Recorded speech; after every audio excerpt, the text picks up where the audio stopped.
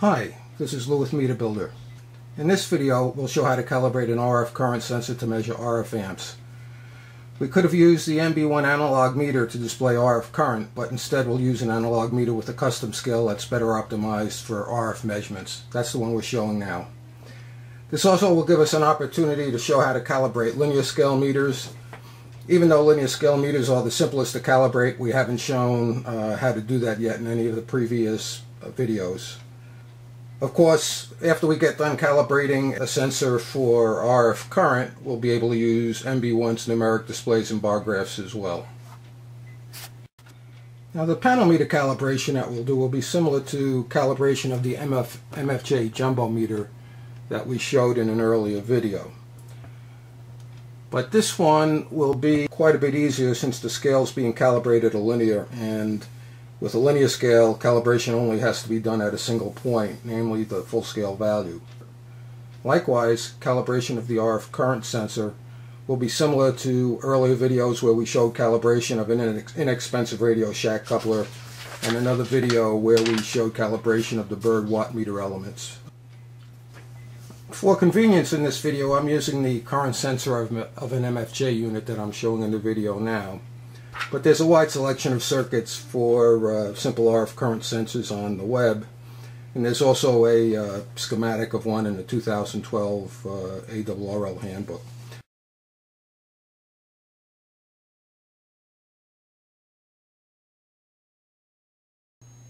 Okay, we're going to do the panel meter calibration first.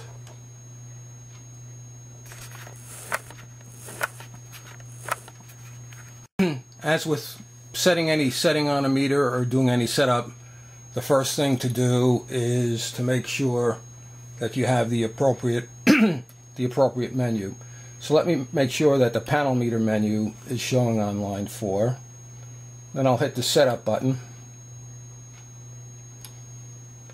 And as we always caution, make sure that you're picking the right number because you don't want to inadvertently erase a previously calibrated panel meter. With the meter we showed before, we'll be using port 5. So let me go ahead and pick 5. Let me select. It says that it's not previously set up. Edit's the function I use either to do an edit of a previously calibrated coupler or to start a new calibration, so I will pick edit. Okay, and in this particular case, linear is the selection I'm going to make because it's a linear meter movement with linear scales. So I'll pick option 1, menu button 1.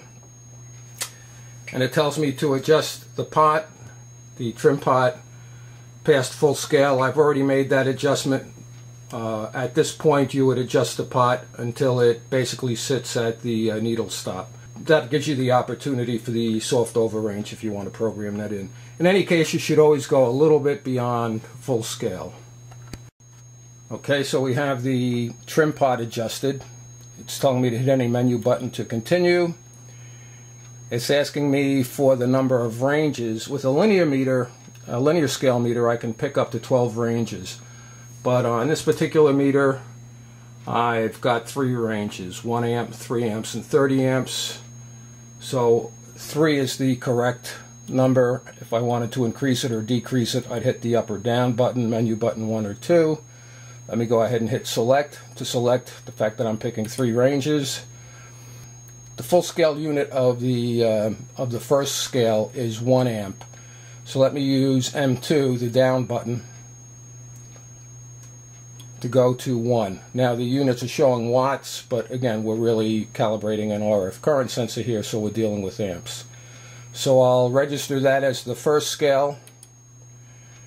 It's now asking me to select range 2. It automatically bumped that up by 1 because one of the rules is that the scales have to be monotonically increasing. But again, in our meter, scale number 2 has a full scale value of 3. So I'll select that and hit the select button. Last but not least, our last range is 30. So let me go ahead and set that last range to 30. Okay, so we've got all the ranges selected. Let me hit select. Okay, in this particular case, we're doing an RF current meter, so the SWR doesn't apply. Let me set the number of SWR ranges therefore to 0, so I use the up down button. Currently it's set to 1, so 0 is the correct number. 1, 2, 3, I hit the select. Maximum overrange, this is the soft overrange that we discussed before. 5% or 10% is enough to give you enough movement beyond full scale so that you know you have an overrange. I'll just bump that up a little bit to 10%. Still no danger of damaging the meter. Hit select. It's now asking me if I want to select or do the adjustment with the pot, the front panel pot, or with the up-down button. So I'm going to select the pot. Okay, and if you take a look up here as I turn the pot, the only thing I have to do, even though I have 3 scales, is get a little bit closer so that the video doesn't disagree with what I think I'm seeing. So that's at full scale now, and it's asking me what I want to do. I'll go ahead and hit save.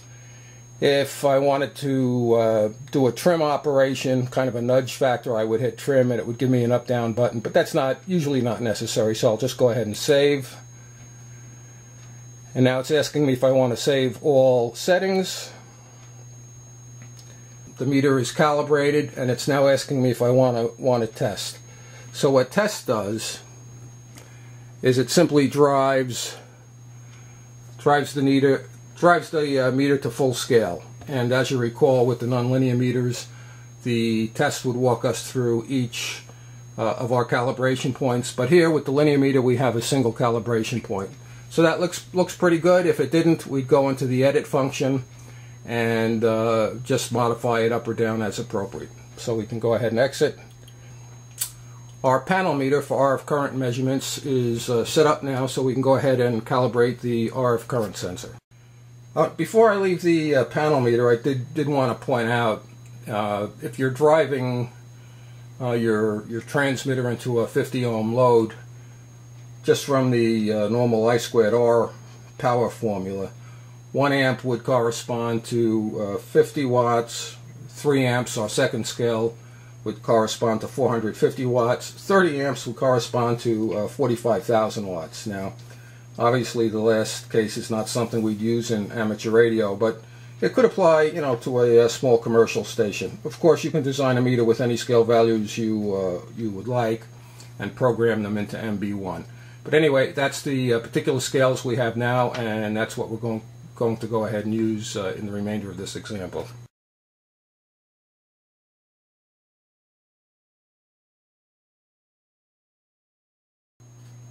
As you can see, I've plugged my coax connectors into this sacrificial MFJ current meter, and I also have wired an RCA plug. So I'm just going to plug this into one of the coupler jacks, just as I would a power coupler, but in this case we're only using a single lead. Now the question comes up, what would we use as a reference for calibrating the RF current sensor? We could use an accurate RF current sensor in series with the current sensor we're calibrating as a reference, or we could use a power meter, and that's what we're going to do here. You see the alpha. When driving into a 50 ohm load, we can compute the power corresponding to the current level calibration points by using the simple power equation. Okay, here's the table we're going to use. It's a simple relationship between power and current, and the current is on the left hand side. Those will be the calibration points we're using, and the corresponding power that we need to dial in with the alpha that corresponds to that current is on the right hand side. So 800 is about as far up as we'll go for this calibration. There's a little bit of difference between calibrating power couplers and current sensors. Unlike power couplers, the relationship between the DC voltage output and the RF current being measured in a current sensor is linear, not a square law like it is in a power coupler. So theoretically, we could do a single calibration point, but because the linear function really only applies to ideal sensors, not real-world sensors, we'll do the calibration at a number of points that we showed on the table. And we did the same thing with power couplers to compensate for things like diode nonlinearities, and for whatever reason the coupler may not follow the ideal curve. The fact that we have multiple calibration points takes care of that. And like with the power couplers, we'll place particular emphasis on the lower calibration points. We know we always have a problem there because of diode nonlinearity, so we'll make sure to have a number of calibration points at the low range to handle that. Okay, now we'll calibrate the RF current sensor, and that works very similar to the power couplers that we set up. Now, the first thing, as always, is to make sure we have the right menu on line 4. So RF current sensor falls into the category of coupler. So let me go ahead and pick the coupler menu. Let me push the setup button to put me in setup mode. Let me select, I will be using coupler 2, but if not, I would have dialed through to select the appropriate coupler number. And again, be very careful here. So let me hit select. It's telling me that there are previous settings. I'll elect to erase them. And it's asking me whether I want power, amps, or generic. In this case, we're going to pick amps. We're doing an RF current calibration. So that's option 2, where we try at full scale to get up to a ADC output of 30,000. So it's telling me to hit any menu and apply the full scale condition. In this case, I'm going to apply 1,000 watts, and you can see, okay, there's 1,000 watts being read on the alpha, and I'm pretty close to the value of 30,000, so that's close enough. That means we've dialed our calibration pot to enough sensitivity, and we can go ahead and start the calibration. It's telling me to hit any menu button to continue. Is this an OEM model? And like with power couplers, there are OEM slots for RF sensors. Currently there are none assigned, so the answer would be no. It's asking us for the full scale current that we want to align the coupler for. Again, 10 amps, that's 100, that's 5,000 watts. So we could modify this up or down to suit our purposes, but 10 amps is good enough for this example. And it's now asking us to start the calibration. Now remember that we're calibrating current points on the left-hand side, not power points. So even though I'll be dialing in the alpha to power, the calibration points I'll be using on the MB-1 will be the RF current points. Okay, if you recall the approach we had to use, the closest power I could dial in is approximately 0.12 watts. And if you remember on the bottom, the very bottom line here, I hope you can see that, that's where you're supposed to dial in the actual value. But because we're translating from watts to current here, we have to do a little bit of a calculation. The easiest way to do that is just to set up an Excel spreadsheet and create a simple formula so that you can quickly translate power to current. I just did a sanity check there. 50 watts equal 1 amp. So for 0.119, which is the current power reading, the current value is 0.049, and so that's the value I'll dial in on the bottom of the MB-1. Okay, so let me dial in 0.049. That'll give us a more accurate calibration, and I'll hit the save button. Now ready for the next value, 0.1, and 0.1 amps corresponds to 0.5 watts. So let me dial. Okay, for our 0.5 watt calibration point, 0.483 corresponds to the closest value of 0.099, which I'm already set for. So I'll save that calibration point. And as before, I'll do the remainder of the calibration points offline until I get to the last one. Okay, this is the last calibration point I'm going to calibrate. 451 should be pretty close. 3.003 actually. Okay, we right dialed in there. And here's a situation where I set the full-scale current to 10 amps, but I won't be able to achieve a 10 amp value. If I want to end the calibration early with the current calibration points that I've taken so far, what I have to do, you can see this is option 1, 2, 3, 4. The way this works is some buttons have two functions.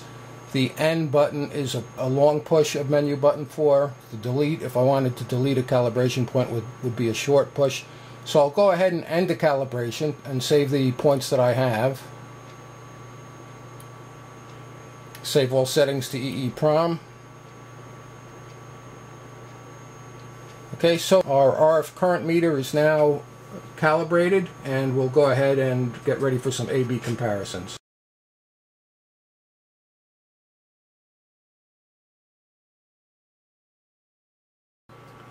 Okay, we're ready for our A/B checks, and what you might want to do is just do a sanity check of the power measurements versus the current we're reading. We are reading or measuring into a 50 ohm load, and we'll also be showing the panel meter that we calibrated.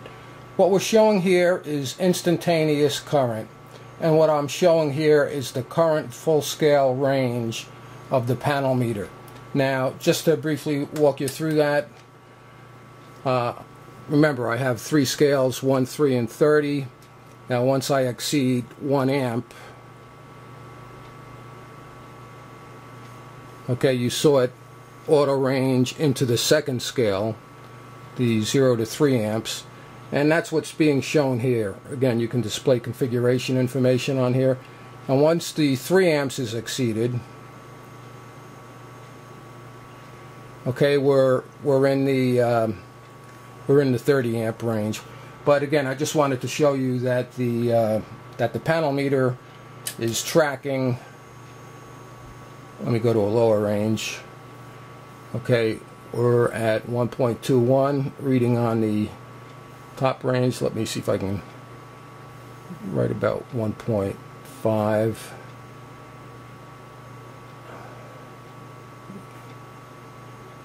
Close to 2.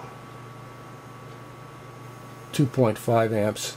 Now again, 2 different tests here. And one is, are we reading the right current, and is that consistent with the power measurement? And the other one is the panel meter tracking the digital display.